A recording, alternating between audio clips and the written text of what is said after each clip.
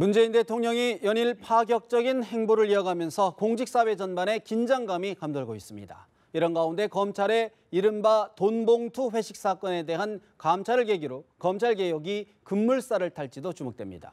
서가먼 전 더불어민주당 의원, 차명진 전 자유한국당 의원, 서양호 두문정치전략연구소 소장 세 분 모셨습니다. 어서 오십시오. 안녕하십니까. 안녕하세요. 문재인 대통령이 오늘 제37주년 5.18 민주화운동 기념식에 참석했습니다. 국가원수로서는 9년 만에 님을 위한 행진곡도 함께 제창했습니다. 문재인 대통령의 기념사 직접 들어보시겠습니다. 5.18은 불의한 국가 권력이 국민의 생명과 인권을 유린한 우리 현대사의 비극이었습니다. 하지만 이에 맞선 시민들의 항쟁이 민주주의의 이정표를 세웠습니다. 마침내 5월 광주는 지난 겨울 전국을 밝힌 위대한 촛불혁명으로 부활했습니다. 문재인 정부는 광주 민주화운동의 연장선 위에 서 있습니다. 오늘 임을 위한 행진곡의 제창은 그동안 상처받은 광주 정신을 다시 살리는 일이 될 것입니다. 오늘의 제창으로 불필요한 논란이 끝나기를 희망합니다.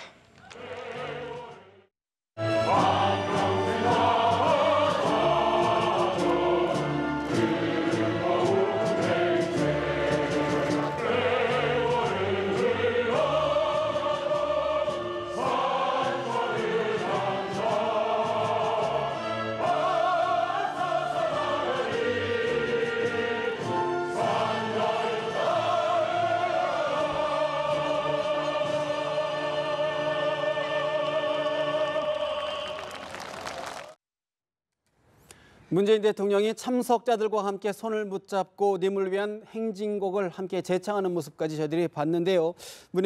서 의원님, 네. 새 정부 출범 이후 첫 정부 기념식인데 님을 위한 행진곡 제창은 물론 또 유가족까지 또 안아주고 이런 모습들이 있었는데 전반적으로 어떻게 보셨습니까? 오늘 좀 감동적인 행사였습니다. 20년 첫 행사 이후에 1만 명 이상 모인 가장 대규모로 네. 치러진 그 기념식이었고요. 뿐만 아니고 이 그 5월 광주는 위대한 촛불로 부활했다.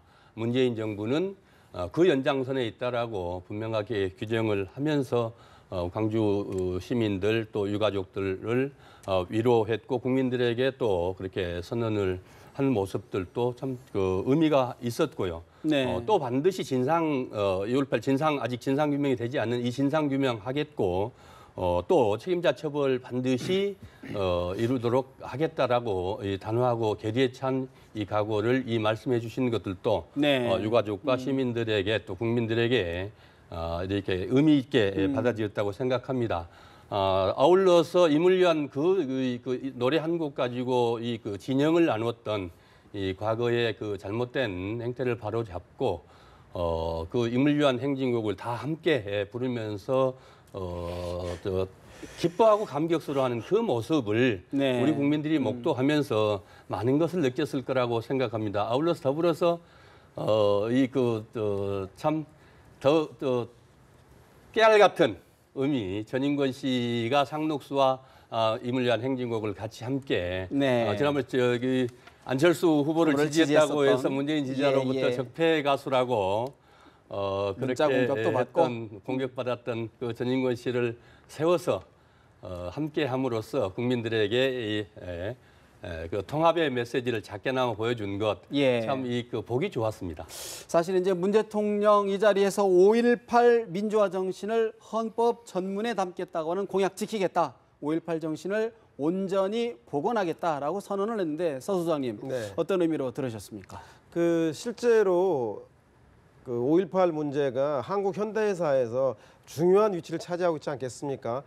국민들의 자위권에 대한 문제, 저항 그리고 주권이 국민에게 있음을 알리는 거기 때문에 헌법 정신과 합치되기 때문에 가장 그 헌법의 그 기본 정신에 배치한다라는 포함되어야 한다는 게 문재인 대통령의 평소 지론인 것 같은데요. 저는 뭐 그런 제도와 그 헌법으로서 규정하는 것, 제 의미를 부여하는 것도 중요하지만 오늘 그 5.18의 의미는 사실상 광주의 시민을 비롯해서 많은 분들에게 분노를 넘어서서 그리고 치유로까지 나가는 게 아닌가 생각이 듭니다. 오늘 문재인 대통령이 한 말 중에 광주가 먼저 그 정의로운 국민 통합에 앞장서 달라고 얘기했거든요. 그러니까 광주의 정신을 헌법에 넣어서 국민들이 모두 다 존중할 테니 이제 광주가 나서서 광주를 위해서 죽어간 사람들과 일일이 얘기를 했어요. 네. 박관현, 표정두, 조성만, 박내전. 이 얘기는 뭐냐면 광주는 광주의 것만 아니니 이제 모든 국민들이 광주를 헌법에 넣을 정도로 존중해주니 이제 광주가 제발 지역 통합에 나서달라라고 하는 그 메시지가 아주 강렬했다고 생각하고 전국의 5.18. 네, 저 또한 그 80년대를 살아왔던 한 사람으로서 광주 시민들에 대해서 그 부채 의식이 있었는데 그 부채 의식에 대해서 문재인 대통령의 얘기를 듣고 많은 사람들이 그 부채 의식으로부터 치유받고 위로받는 그런 하루가 아니었나 생각이 들었습니다. 그럼에도 불구하고 문재인 대통령이 이번 기념사를 통해서 정치적 기반, 문재인 정부가 정치적 기반이 호남임을 분명히 선언한 것이다라는 평가도 있는데 어떻게 보십니까? 그 전에 이 5.18 기념식을 바라보는 이 보수주의자의 소회 한마디 할까요? 예, 말씀 주십시오. 저는 이 5.18 기념식에서 임을 위한 행진곡을 부른다 안 부른다 논의가 있을 때 박근혜 정부 하에서 네. 그 얘기했을 때 정권 넘어가겠구나 이렇게 생각했습니다. 그러니까 무슨 생각을 하냐면 사실 문재인 대통령이 오늘 얘기했듯이 5.18에 관한 문제는 이건 보수냐 진보의 문제가 아니라 부당한 국가 권력에 항거하는 소위 말하면 일반 시민의 권리에 관한 문제인데 이 문제를 박근혜 정부 하에서는 마치 보수 대 진보의 문제인 양 특히 그 당시 우리가 지금 돌이켜 보면은 5.18 현장에 마치 북한의 어떤 간첩들이 이렇게 개입된 것처럼 하는 얘기가 있었어요. 그래서 그 얘기가 거의 일반화되면서 이 마치 5.18 행사를 제대로 치르는 것은 그 보수에서는 해면은 안 되는 식으로 네. 얘기를 하는 걸 보면서 이게 뭔가 잘못됐다. 이게 상당히 그 민주라는 소중한 가치를 보수가 스스로 폐기하는 예. 아주 그 잘못된 모습을 갖고 있구나. 이게 제대로 된 보수가 아니다라는 생각을 하면서 이 정권 넘어가겠다 생각을 했는데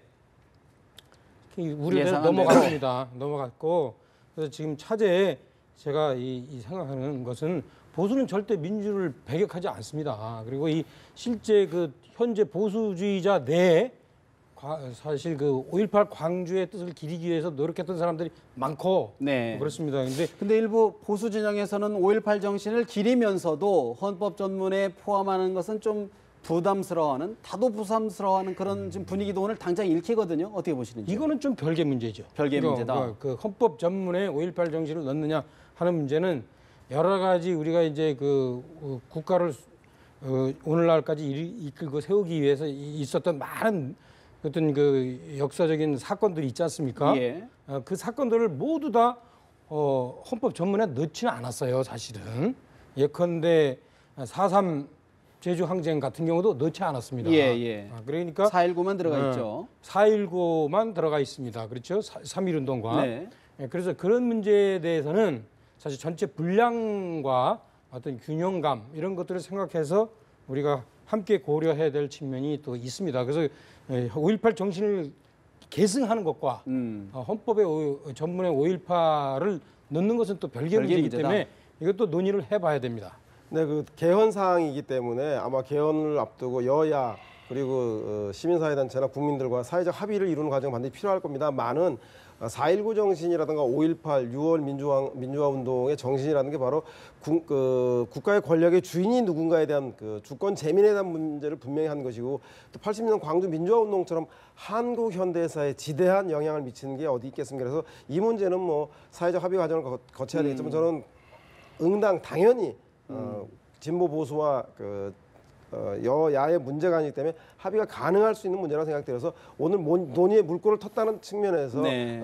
이 논의를 새롭게 발전시켜 나가야 될 거라는 생각이 듭니다. 논의의 시작으로 보자. 알겠습니다. 사실 이제 또 하나 이른바 검찰의 돈봉투 마찬 사건 일파만파로 번지는 모습인데 오늘 이영렬 서울중앙지검장과 안태근 법무부 검찰국장이 사의를 표명했는데 서 의원님, 네네. 사실 이제 청와대에서는 감찰 중에는 사의 받아들일 수 없다라고 일단은 유보를 했거든요. 예. 검찰 개혁의 신호탄으로 해석하는 경우가 많은데 어떻게 보시고 그건 계십니까? 당연한 결정 아니겠습니까? 실제로 사의를 표명은 했지만은 명백히 지금 이 실정법 위반이라는 것들이 우리 국민뿐만 아니라 전문가들까지 다 그렇게 얘기하고 있는 상황에서 당연한 그 결정이라고 생각을 하고요. 또 과거에도 계속 또 그렇게 해오지 않았습니까?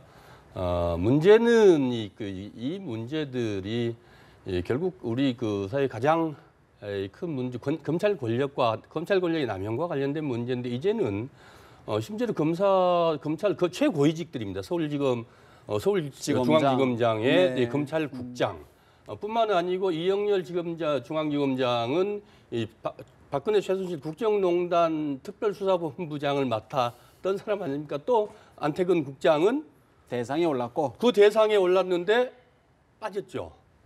그들이 함께 모여서 비싼 서초동의 비싼 식당에서 밥을 먹으면서 또 돈을 출처불명의 돈이라 그러는데 세금으로? 국가 세금으로 70만 원에 100만 원씩 돈을 줬다는데 참 우리 국민들 경악할 일입니다. 탄핵 사건으로 인해서 이 대통령 선거까지 치러서 네. 지금 새 정부가 출범을 했습니다마는 우리 국민들 여론이 가장 지금 크게 나오는 것이 검찰 개혁 아니겠습니까? 이렇기 때문에 국민들이 이 검찰이 개혁해야 된다고 얘기를 하는데 청와대에서는 이 검찰의 수사권을 개입하는 문제라고 오해가 없도록 네. 공직기강의 문제라고 분명하게 선을 그었습니다마는 예. 어쨌든 이 국민들에게 하나하나 낱낱이 그 진상을 규명하고 책임자를 분명히 가려야 될 거라고 봅니다. 일각에서는 검찰 내에 이른바 우병우 사단, 우병우 인맥을 제거하기 위한 수순 아니냐라는 시각도 있는데 어떻게 보십니까? 그렇죠. 이제 우리가 이 문제를 좀 냉정하게 좀 볼 필요가 있어요. 검찰이 이제 사실 권력이 세기 때문에 항상 정권이 바뀔 시점에는 국민들은 적폐청산 차원에서 검찰에 대해서 이제 손가락질을 하는 게 사실 현실입니다. 그렇죠? 그런데 이 문제를 저는 좀 더 냉정하게 볼 필요가 있다. 검찰 개혁과 관련해서는 우리는 두 가지 지점을 봐야 돼요. 하나는 수사권, 기소권 등 어떤 검찰의 실질적인 권한을 어떻게 조정, 축소하느냐라는 예. 문제, 제도적인 문제가 있는데 또 하나가 이제 인사 개혁에 관한 문제입니다. 근데 역대 정권은 항상 인사 개혁에 관한 문제는 사실 손을 봤어요. 그렇죠? 이번에 같은 경우에 이게 확장된다면 제가 볼 때는 김상조 공정거래위원장이나 또 이 보훈처장을 임명하듯이 외부자를 검찰에 집어넣어서 예. 사실 원래 검찰 출신이 아닌 검찰총장을 임명해서 외과적 수술. 예, 그렇죠. 그렇죠. 인사 개혁을 좀 시도를 할 수는 있겠다 싶지만 네. 그러나 그것이 검찰 개혁의 본질은 아니다. 아니다. 아까 얘기했듯이 검찰 개혁의 본질은 수사권, 기소권 등 이런 것들을 어떻게 조정해서 한국으로 검찰이 그 권력을 무소비리로 특히 정치 검찰로 활용하지 않도록 하느냐. 어쨌든 이런 이 문제인데 일로 말씀 주시는 어떤 검찰 개혁이 속도를 분명히 낼 수 있는 추동력이 될 수 있을 것 같기도 한데 어떻게 보십니까? 인사개혁 정도는 될 수 있을 것 같아요. 근데 이제 이것도 좀 말이 많을 거예요. 아마 특수활동비는 검찰만 문제냐? 경찰도 문제고 또 무슨 등등 국정원도 문제고 등등 쭉 나올 수 있는데 네. 하여튼 그래도 한 계기는 되겠죠. 그래서 제가 누차 얘기하는 거는 이것이 인사개혁의 어떤 단서는 될 수는 있겠다. 아까 얘기했듯이 미꾸라지 수조에 메기 집어넣어가지고 예. 이렇게 하듯이 하지만 이것이 본질은 아닐 본질은 거다. 아니다. 제가 볼 땐.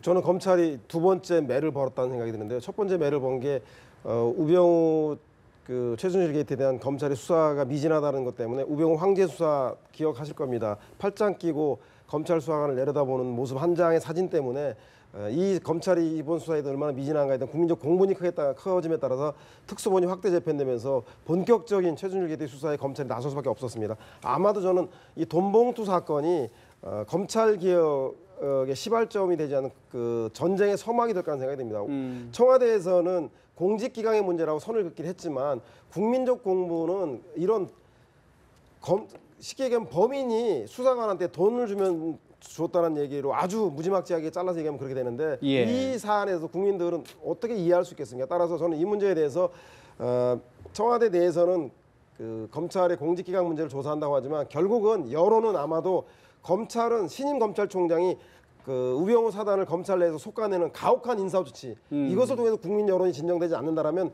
법무부가 주관이 되어서 고위공직자 비리 수사처라든가 까지도? 검찰로부터의 수사권을 떼어내서 경찰에게 주던 독립시키던 검찰의 수사권 독립 문제로까지 확산될 수밖에 없는 저는 뭐 거의 뇌관을 건드린 게 아니라는 생각이 듭니다. 단기간이겠지만 법무부 장관, 검찰총장, 서울중앙지검장, 검찰국장까지 사실 요직이 다 지금 수뇌부가 좀 공백인 상태. 단기간이겠지만 어떤 불안도 좀 있는 것 같은데. 오히려 뭐 제가 볼 때는 네. 그렇기 때문에 조직의 저항이 더 적을 수도 있기 때문에 차제에 후임 인사들을 신속하게 진행하면서 그 국민들이 검찰 개혁에 대해서는 그 이견이 없습니다. 여야하고 국민 다수가. 따라서 저는 이번이 그야말로 해방 이후에 최초로 검찰을 개혁할 수 있는 유일무이한 기회가 아닌가 싶어서 차지에 검찰의 그 무소불위의 검찰 권력을 국민의 검찰로 바꾸는 노력의 마지막 그 기회로 삼아야 될 거라는 생각이 듭니다. 전기를 삼아야 된다. 스스로 이 그 해결할 수 있었던 문제들을 기강을 세울 수 있었던 문제들을 이게 여러 가지 이 변명을 하면서 미루면서 급기야는 대통령까지 나서서 이 반드시 바로잡고 뿌리 뽑아라라고 지시까지 하게 됐는데 이로 인해서 검찰이 갖고 있던 기존의 이 그 고정관념들 또 관행들 잘못된 것들은 이 바로잡고 또 인적 쇄신의 계기는 마련해야 되겠지만은 또 그와 그 별개로 검찰 개혁이라는 이 그 큰 제도적 개혁 부분들은 또 이 그 별개로 봐야 될 거라고 봅니다. 이 그 법무부 장관이나 검찰총장이 또 임명이 돼야 되고 그 임명이 된 후에 또 그 조직 내부의 의견들이고 예. 또 청와대 지금 이 조국 수석 민정수석이 분명히 취임 일성으로도 검찰 개혁? 검찰 개혁 반드시 실현하겠다. 특히 이제 고위공직자 수사처 비리 수사처를 이 그 중심으로 해서 국회와 논의해서 분명하게 반드시 해내겠다고 했던 것처럼 네. 이 문제를 이번 이 사건과 같이 논의지어서 자칫하면은 이 그 물타기 하는 식으로 마치 보복하는 것 같은 네. 그런 인상을 그 국민들에게 지어주는 것은 바람직스럽지 않다. 또 하나의 뇌관이 사실 이제 민정수석실에서 들여다보고 있는 정윤의 문건 재수사하겠다라고 했는데 어제 최초 작성자인 박관천 전 경정이 8가지의 버전이 있다. 거기에는 최순실이 직접 지목했다라는 내용도 있는데 우리 차 의원님 어떤 새로운 내용, 새로운 좀 어떤 의미 있는 팩트들이 좀 나올까요? 어떻게 전망하십니까? 그래서 이 문제에 대해서도 저는 좀 이제 회의인데 예. 예전에 저는 그 박관천 씨하고 직접 대화도 해봤어요. 근데 박관천 씨가 뭐라 그러냐면 자기들은 항상 이렇게 초안을 만든다. 그런 것이 이제 위로 올라가면서 8번이 고쳐진다. 그래서 맨 위에서 가능한 한 좀 더 팩트 점검과 그다음에 현재 그 상황에 맞는 그런 내용들을 관련낸다. 그럼 그 전에 7가지는 뭐냐? 그 부분에 대해서는 자기들이 자기들이 이제 들었던 그런 내용들을 좀 쭉 기록한 거. 그러면 그 전에 7가지에 대한 내용을 확인하는 것이 지금 무슨 의미가 있습니까? 저는 별로 동의하지 않는데 그래서 예컨대 뭐 이것을 그 내용의 진위 여부와는 상관없이 예컨대 뭐 내부 문건이 외부로 유출된 것에 대한 문제로 삼은 우병우의 어떤 예컨대 민정수석의 잘못된 그 방향? 수사 지휘 예. 이것이 문제된다면 그것을 조사하면 되지. 그 문건의 내용의 진위 여부를 조사한다는 건 저는 그럼 이해가 왜 안 조사한다고 갑니다. 생각하십니까? 그러니까 지금 전반적으로 제가 이렇게 보면은 문재인 개혁에 대해서 좀 코드가 좀 잘못 맞춰지는 것 같다 저는 그런 느낌이 많이 들어요. 우려가 그러니까 있다. 일정하게 미래지향적인 구조 개혁 이런 점에 좀 집중을 해야 되는데 좀 그런 것보다는 과거에 좀 못했던 거, 미진했던 거, 과거사 규명위원회식으로 문재인 정부가 좀 흘러가는 것 같다. 여러 가지 측면에서. 그래서 좀 그런 우려가 있다. 제가 좀 뭐 과도하게 얘기하는지는 모르겠으나 그런 부분에 대해서 좀 유의를 할 필요가 있다. 그렇기 때문에 아마 대통령께서도 아까 이 돈봉투 사건에 대해서 이거는 공직기강 확립의 문제다라고 그렇습니다. 이렇게 제안을 한 거라고 저는 봐요. 제가 하나만 더 말씀드리면 많은 분들이 지금 착각을 하는데요. 실제 현재 구조적인 개혁의 권한은 대통령한테 있지 않아요. 국회한테 있어요. 지금 상황이 그렇게 많이 바뀌었습니다.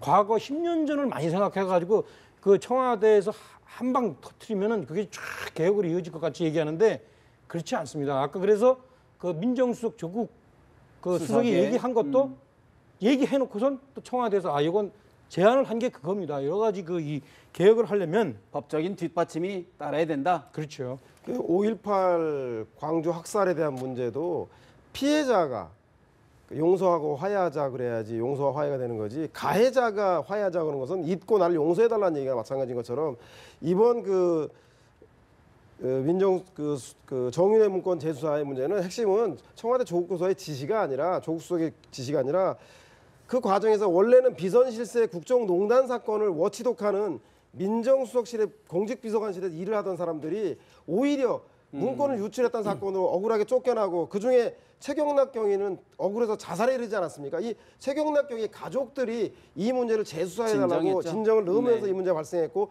아마 조국 민정수석은 그렇기 때문에 가족의 원이 있기 때문에 이 문제, 즉 가해자가 억울하다고 아니 피해자가 억울하다고 하기 때문에 이 문제의 시시비비를 가려야 한다고 출발한 겁니다. 따라서 제가 볼 때는 이것을 통해서 민정수석실이 워치독으로서 대통령의 친인척과 측근들에 대한 감시 경계를 직무를 얼마나 잘할 것인가에 대한 문제의 귀결점, 민정수석의 제자리 찾기로 할 것인 거고, 그리고 과거에 이 문제를 저질렀던 진상을 규명함에 따라서 제도적 개선으로 귀결될 거기 때문에 저는 알겠습니다. 그 최경락 경위의 문제의 관점에서 이 문제를 바라봐야 한다는 생각이 듭니다. 사실 이제 검찰 개혁 못지않게 재벌 개혁도 화두로 떠오르는 모습인데 바로 어제 공정거래위원장의 재벌 개혁 전도사로 불리는 김상조 교수를 이제 임명하면서 다시 주목을 받고 있는데요, 서 의원님. 예. 일부에서는 또 알려진 거하고는 달리 또 합리적인 개혁론자다, 또 이런 평가도 있어요. 실제로 뭐 이 김상조 교수 이제 공정거래위원장 내정됐습니다만은 재벌의 저격수 뭐 언론에 뭐 시커멓게 제목 뽑고 이랬고 또 실제로 활동을 보면 활동 그 안에 참여연대에서 활동했던 것들 쭉 이렇게 보면은 재벌 문제에 대해서 우리 사회에 가장 많은 문제점들을 제기했고 재벌의 폐해가 우리 경제 발전에 얼마만큼 구조적으로 많은 악영향을 미쳤는지에 대해서 누구보다도 본질적으로부터 실질적인 부분까지 아주 구체적으로 가장 방대하게 또 집중적으로 연구하신 학자고 또 시민운동가고 네. 그래 왔었거든요. 그러나 그러면서도 문제 제기만 했던 이 공허한 논란을 제기한 게 아니고 우리 지난 박근혜 정권 출범할 때 그때 대선 때도 그랬고 이번 대선 때도 결국 경제 민주화가 화두였고 그때 떠오른 사람이 김종인과 김상조 또 뭐 몇 분 학자들 있는데 박근혜 정권에는 공연불이 됐죠. 문재인 정권 들어서서 첫 번째 공정거래위원장 했는데 본질적으로 김상조 위원장이 하고자 하는 건 재벌개혁과 경제 민주화인데 결국 시장을 어떻게 살릴 것이 경제를 어떻게 살릴 것이냐의 방점이 있는 것이지. 활력을 어떻게 줄 것이냐. 예, 재벌을 공격해서 때려잡자. 아니다. 이건 아니라는 것이죠. 네. 예, 이제 하나하나 또 제도권 안에서 네. 그 안에서 많은 그 전문가들 또 공직자들과 함께 논의하는 과정에서 또 정치권과도 논의를 해야 될 부분이 또 있거든요. 몇 가지 그런 것들이 상징적으로 지어지는 것들이 있는데 예. 무난하게 잘 해내실 수 있고 국민들은 또 기대하고 있지 않습니까? 뭔가 좀 가시적인 성과, 사실 이제 검찰 개혁 못지않게 재벌 개혁도 상당히 참 힘든 과제인데 우리 차 의원님 어떻게 전망하십니까? 저는 이분이 그 기자들하고 인터뷰한 내용을 봤어요. 그래서 인터뷰 내용을 보면서 상당히 고개를 끄덕거렸는데 사실 이분이 주로 재벌의 문제점을 연구한 시기는 과거 90년대까지의 상황입니다. 우리나라 재벌이 실제 보면은 무소불위의 재벌이 어떤 경제 권력을 행사했던 때인데 예. 지금 사실 상황이 많이 변했어요. 본인도 우리가 인정하더라고요. IMF 이후에. 예. 그래가지고 이분이 현재 재벌의 큰 두 가지 문제, 시장 독점 문제라든가 기업 지배의 어떤 그 구조 문제, 순환 구조, 이 순환 문제를 출자. 얘기할 때 기자들한테 있는 그대로 얘기를 하는 걸 보면서 제가 합리적이다 생각했는데 기업 지배 구조 문제 현재 사실상 문제가 안 된다. 사실은 이제 대부분 롯데에 치우쳐 있고 나머지들은 상당 부분 그 해결이 됐다. 이렇게 얘기를 하고 그다음에 시장 독점에 관한 문제도 이분이 구체적으로 표현은 안 했지만 우리나라 기업 재벌들이 사실은 이제 소매 규모의 경제를 하는 이유는 사실 외국의 대기업과의 경쟁 관계에서 그렇단 말씀입니다. 그래서 이 문제를 갖고서 정확하게 그것이 크다는 것 자체를 문제 삼을 수는 없다라는 식으로 얘기를 하면서 예. 그러면서 이분이 주로 내가 관심을 가져야 될 분야는 예컨대 정보의 불균형에 의한 소비자 불이익 내지는 영세 중소기업이 어떤 시장에서 하청 등의 관계에서 어떤 대기업에서 어떤 불이익을 받는 측면, 난 이 부분을 집중적으로 보겠다라고 그 인터뷰를 하더라고요. 그래서 세간에서 이분에 대해서 같이 재벌 때려잡는 어떤 무슨 저승사자처럼 얘기했던 네. 것들이 인터뷰 과정에서 역시 학자는 학자구나, 상당히 합리적으로 현실을 보는구나라는 점에서 저는 긍정적으로 앞으로 일을 하지 않을까 이렇게 사실 생각합니다. 그럼에도 불구하고 재계에서는 경제 민주화 활동 또 경영 위축으로 이어지는 것 아니냐는 일부 우려도 또 있는 게 사실인데 어떻게 보십니까? 대기업의 글로벌 전략인 해외 기업과 경쟁하는 부분에서는 이분이 시비 걸릴 일은 없을 것 같고, 다만 국내 내수 시장에 있어서 그 대기업들이 중견 중소기업에 대해서 소위 말해서 일감 몰아주기라든가 이런 불공정 경쟁을 하고 있는 분이 있지 않습니까?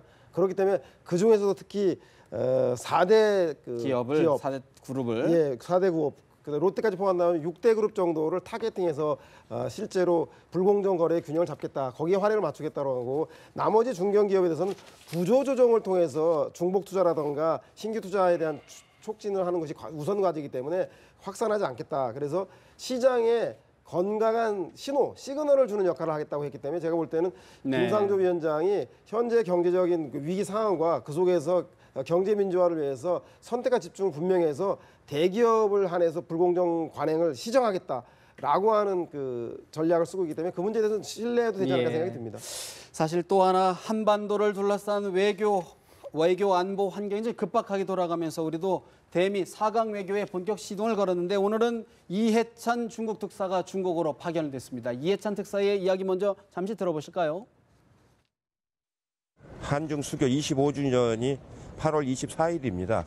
그 무렵쯤에서 아마 또 정상회담이 이루어지지 않을까 그렇게 생각이 되고, 지금 한중 관계가 아주 경색돼 있어가지고 경제 교류나 한류 또 인적 교류, 관광 이런 부분들을 많이 풀어내는 그런 데 역점을 두려고 좀 생각을 하고 있습니다. 또 사드 배치 문제에 대해서 중국 측에 설명을 하시는 부분도 좀 필요할 것 같아요. 우리 대통령의 입장을 가서 충분히 잘 이해할 수 있도록 설명을 드릴 생각입니다. 이해찬 대중국 특사, 경색된 한중 관계를 푸는데 역할을 하겠다, 중점을 두겠다라고 이야기를 했는데, 서 의원님, 이런 가운데 청와대와 여당에서 사드 배치 국회 비준을 좀 거쳐야 되는 것 아니냐, 좀 논의를 좀 거쳐야 되는 것 아니냐라는 좀 이야기가 서서히 나오는 것 같아요. 하지만 야당에서는 좀 갸우뚱하는 것 같은데 어떻게 보시는지? 예, 어쨌든 그거는 사드 배치 시점부터 계속해서 문제 제기됐던 문제인데요. 발빠르게 지금 미국도 그렇고 중국도 그렇고 특사들, 일본도 그렇고 특사들 보내서 지금 국민들의 안보 불안을 해소하고 그간에 한 6개월 넘게 공백했던 외교적 불안 요소들을 제거하는 것은 대단히 의미 있는 행동이라고 국민들이 다 바라보고 있는 것 같고요. 특사들을 보내면서 문재인 대통령이 하셨던 말씀들이 저는 의미 있다고 생각을 합니다. 이번 정권은 피플 파워, 국민의 힘에 의해서 탄생된 이 정부다. 따라서 대단히 절차적 과정이 중요하고 또 그 과정에서 투명성도 무엇보다도 중요하다는 것을 정상들에게 분명하게 전달하는 것이 중요하겠다라고 모임에서 만찬장에서 당부를 하신 것을 우리 국민들이 다 지켜봤습니다. 대단히 의미 있고 중요한 이 지점이라고 생각을 합니다. 사실 전략적 모호성이라고 후보 시절에 얘기를 했었는데, 그간에 또 트럼프 대통령은 또 10억 불, 1조가 넘는 돈에 사서 써라. 마치 우리가 필요해서 한 것처럼 그러다 보니까 그렇게 제기를 했습니다만은 어쨌든 지금으로서는 예. 우리 국민들 이 과정들이 하나하나들이 국회 비준 동의를 받아야 된다. 당장 예산이 어마어마하게 들어가는데 그런 문제 하나하나들이 대통령이 특사들이 가서 그런 입장들을 우리 한국에 있는 여러 가지 재반 입장들을 전달하고 그 과정에도 어떻지 대통령이 6월 말에 정상회담을 위해서 미국을 방문을 하지 않습니까? 네네. 그때 가서 그런 문제들을 가지고 네. 충분하게 협상할 수 있는 레버리지를 확보해야 된다는 거죠. 그 측면에서 그런 측면에서 이런 논의들은 예. 국론 분열이 아니고 또 오히려 국론을 모아나가는 과정으로서 대단히 의미가 있다 이렇게 보여집니다. 어떻게 보십니까? 한국당과 바른정당에서는 비준 대상 아니다라고 이제 못 받고 있는 상황인데 차회는 그렇죠. 어떻게 그러니까 이제 우리 앵커께서 조금 아까 야당에서는 비준 동의 문제에 대해서 갸우뚱했다 그러는데 갸우뚱 안 하고 설레설레 흔들고 있습니다. 그러니까 지금 이 사드 문제는 제가 볼 때 앞으로 전국의 뇌관입니다. 이게 누가 부인할 수 없이요. 제가 볼 때 문재인 대통령이 아마 99가지의 이 박수받는 계획 정책을 하더라도 이 사드 문제를 제대로 잘못 처리하면은 상당히 정권에 대한 지지 기반이 급격하게 무너질 거라고 보는데 그 문제와 관련해서 저는 이제 이 대통령께서 외교안보실장을 누구를 임명하는가 네. 이것이 아마 관건이 되는데요. 실제 외교안보실장을 그래서 아마 대통령께서도 고민할 것 같아요. 예. 지금 거론되는 상당히 이제 이 문정인 교수 등 네. 사실은 일정하게 평화주의자가 임명된다면 아마 대통령께서는 이 사드 문제를 거의 본인이 얘기했듯이 예. 우리가 원치 않으면 안 배치할 수도 있다라는 쪽으로 갈 것이고 네. 그게 아니라 이제 외교안보실장을 상당히 안보를 출신. 중시하는 분으로 임명한다면 자, 이 안보 문제에 관한 전 정권의 기조를 그대로 이어가겠다. 이 두 가지 중에 어떤 것일지는 이제 주목이 되는데 아마 제가 볼 때 이게 사실은 가장 먼저 임명되었어야 할 외교안보실장이 가장 지금 임명 안 되고 있는 이유는 예. 바로 이런 고민을 하시기 때문에 그렇지 않나 이렇게 생각이 듭니다. 결국은 사드 비준 문제가 전국의 뇌관이 될 수 있다라고 전망을 해주셨는데 서 수장님 어떻게 분석하십니까? 저는 내일 대통령과 국회 5당 원내대표들 간의 오찬 회동이 가장 중요한 변곡점이 될 거라는 생각이 드는데요. 내일 대통령께서 특히 보수 야당들이 사드 국회 비준에서 반대하는 것에 대해서 잘 설득을 해야 됩니다. 이것이 사드 배치를 지원하기나 반대하기 위한 게 아니라 찬성과 반대를 국회에서 허심탄회하게 논의하자. 이것이 결국은 미국을 설득할 수 있고 FTA에서 유리한 레버리지가 될 수 있다. 그리고 중국도 설득할 수 있는 다양한 카드가 될 수 있으므로 이 문제에 대해서 야당이 협조를 끌어낸다라 한다면 예. 아마도 비준을 무기로 해서 향후에 있을 한미 정상회담이라든가 한중 관계, 한일 관계에서 나는 하고 싶으나 의회가 반대하라고 한다는 전략적인 투트랙으로 좋은 카드가 될 수 있을 텐데 만약에 내일 오찬 회동에서 야당을 설득하지 못한다라면 아마 정상회담 해외 외국에 있는 강대국에 있는 대통령과 만나기 전에 예. 국내 문제부터 해결하지 못하는 정리가 안 것에 된다면 아마 안팎으로 상당히 혼란스러운 정부의 일각에서는 여권이 사드 배치의 명분을 찾기 위한 어떤 단계를 밟고 있는 것 아니냐는 조심스러운 청와대에서도 분명하게 입장을 밝혔죠. 한미 정상회담 전에 사드의 국회 동의는 추진하지 않겠다. 이 점에 대단히 전략적 의미가 내포되어 있다고 생각을 합니다. 당이나 청와대나 다 사드 문제를 매듭짓기 위해서 국회 동의가 필요하다는 데 대해서는 이견은 없습니다. 그러나 이 문제는 대단히 전략적 이 관점에서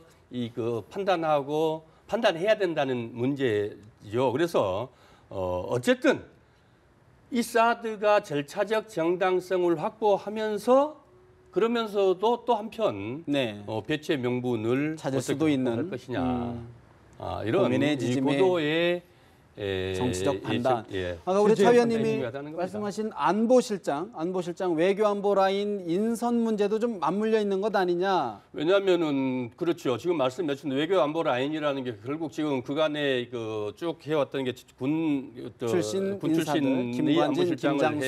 해 네. 왔었죠. 그러나 이제 그 전에 또 이 통일 참여정부 시절에는 통일 관련된 분들이 그 안보실장을 맡아왔고 또 외교 파트도 또 있거든요. 네네. 뿐만 아니고 청와대 외교 라인도 있지만 또 국방부 장관, 외교부 장관, 통일부 장관과 다 같이 네. 이 그 하나하나 시스템으로 움직여야 되기 때문에 그만큼 시간이 좀 그만큼 시간이 필요하고 또 그만큼 전략적 고려도 필요하다. 이래서 좀 더 늦어지고 있는 게 아닌가 싶습니다. 우리 서가번 의원처럼 좀 이제 현재 여권에서도 좀 합리적인 사람들은 그렇게 얘기를 하죠. 이렇게 사실 국회 비준을 통과하면 이게 참 명분도 되고 또 이 중국에도 보면은 이제 이 설득이 되고 그렇게 예. 얘기하는데 꼭 실제 모르겠어요. 야당의 원내대표들이 제대로 혼이 살아 있다면 저는 이렇게 생각할 거라고 봐요. 아니 이게 왜 비준 대상이냐? 이건 소파 협정에 의해서 비준 없이 미군이 자기 돈 들여서 갖다 대는 건데 네. 이걸 왜 비준한다고 그러냐? 그게 무슨 합리성을 얻는 그 기준이 되냐라고 생각을 할 수 있는데 글쎄 모르겠어요. 지금 제가 이 야당의 원내대표가 아니기 때문에 그분들이 어떻게 생각할지 모르겠지만 예. 제가 볼 때는 우리 보수주의자 입장에서 볼 때는 이거는 뭐 그냥 비준 대상 자체도 아니다 예. 라고 생각합니다. 그래서 그 문제를 아마 적당히 우리 서가번 의원이 얘기하듯이 이렇게 얼버무려가지고 하기는 저는 어렵다고 쉽지 봅니다. 그런 측면에서 내일 문재인 대통령과 이제 5당 원내 지도부가 만나는데 현안들이 많아요. 조각 문제, 정부 조직 개편 그렇습니다. 문제, 인사청문회, 뭐 일자리 예산 등등 많이 있는데 어떤 것부터 가장 우선순위 먼저 테이블에 좀 올려야 될까요? 글쎄요. 지금 우리 서가번 의원 얘기했듯이 아마 제가 볼 때는 이 사드 문제를 쉽게 올리기는 어려울 거다 대통령께서. 이 문제가 지금 보수주의자들이 자신들의 정체성으로 생각하는 문제인데 이거를 이렇게 해서 자 옮겨서 합시다 이렇게 한다고 해서 동의하겠어요? 아무리 정권 초기라 하더라도 그건 어렵고 제가 볼 때는 대통령께서 실질적으로는 현재 이 일자리 문제 있지 않습니까? 이 문제는 사실은 이제 다 모든 국민이 공감하는 문제이죠. 예. 그래서 그런데 다만 이제 방법론에서는 차이가 있어요. 방법론에서는 차이가 있는데 여야 간에 그래도 대통령께서는 이 일자리 문제와 그거를 위한 추경 예산 처리 문제 이거를 아마 내놓는 것이 아마 현재로서는 현재의 그 소위 말하면 행정부와 대통령과 국회의 역학관계를 놓고 보더라도 가장 그 합리적일 거다 이렇게 봅니다. 뭐 첫 술에 배부르겠습니까? 저는 대통령은 그 국정 추진과 관련된 전반적인 상황에서 당부를 하려고 할 텐데 문제는 야당 자유한국당을 비롯한 야당의 상황이 대선 패배에 대한 후유증을 빨리 극복하지 못하고 사분오열되어 있기 때문에 단일한 목소리를 가지고 그 정부 여당에게 요구할 내용을 정리가 되어 있는지 그것이 오히려 더 큰 그 관심점이 아닌가 생각이 들고요. 예. 대통령은 지금 말씀하신 추경 예산부터 시작해서 향후 일자리 그 위원회 활동들 그리고 정부의 그 국정기획자문위원회에서 펼칠 전반적인 국정 과제에 대한 설명들을 아마 하는 그런 자리가 될 것 같고요. 아마 내일은 첫 상견례이다 보니까 몸풀기 정도로 서로 삿바싸움하는 정도가 되지 않을까 그런 생각이 듭니다. 지난번에 그 취임 첫날 전격적으로 야당 당사 방문하신 것이 대단히 뭐 의미가 크고 또 우리는 그 맥락에서 쭉 그 문재인 대통령의 행보들을 이해할 필요가 있다고 생각을 합니다. 외교 안보 문제는 예. 이 여야 없다. 그래서 어제 국방부 보고 때도 그 김영우 국방위원장부터 시작해서 여야 의원들이 함께 그 참석한 모습들 우리 국민들이 봤고 대단히 안도감을 가졌고요. 예. 분명하게 이 구체적으로 자료까지도 다 야당들에게도 제공을 하겠다라고 하셨거든요. 안보에는 여야 없다. 그래서 이 사드 문제도 하나하나 야당과 충분하게 협의를 거쳐서 네. 이렇게 그 논의하겠다 이런 것일 것이고 협치에 지금 이 여소야대 전국에서 이번 그 청와대 그 내일 오찬 회동은 협치의 중요성 시작이 반 아니겠습니까? 네. 다시 한번 강조하면서 우리 국민들에게 달라진 모습을 대한민국의 모습을 권력의 모습을 보게 될 거다 이렇게 그것도 생각합니다. 역시 모든 국민들이 원하는 모습이지 않을까 싶고요. 오늘 말씀 여기서 줄여야 될 것 같습니다. 지금까지 서가번 전 더불어민주당 의원, 차명진 전 자유한국당 의원, 서양호 두문정치전략연구소장 세 분과 이야기 나눠봤습니다. 말씀 잘 들었습니다. 감사합니다.